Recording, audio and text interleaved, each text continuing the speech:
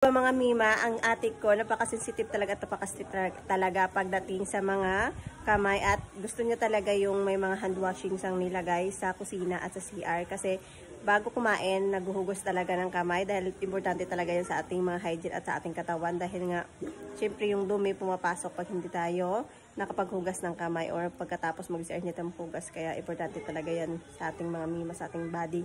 Kaya ipakita ko sa inyo kung anong ginagamit niyang hand washing. Mga mima, yung ginagamit ng ate ko. Malaki na siya mga mima. As in, malaki na sa at napakatipid talaga gamitin mga mima. Yung liquid hand soap mga mima. Ayan, yan yung pinili niya, binili dito sa TikTok. Ayan. Kuha tayo isa. Ayan oh, ang bula-bula talaga mima as in. Lagyan natin ng tubig. So, ayan. Mabula na siya mga mima. As in.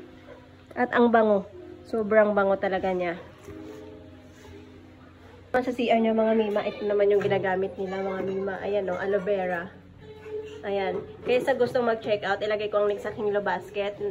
Napaka-importante talaga itong mga mima at ang mura lang niya. Super duper talaga. Napaka-importante talaga sa mga hygiene natin ang paghugas ng kamay. Kaya, ano pang hinahintay mo? Check out na sa Kinilo Basket.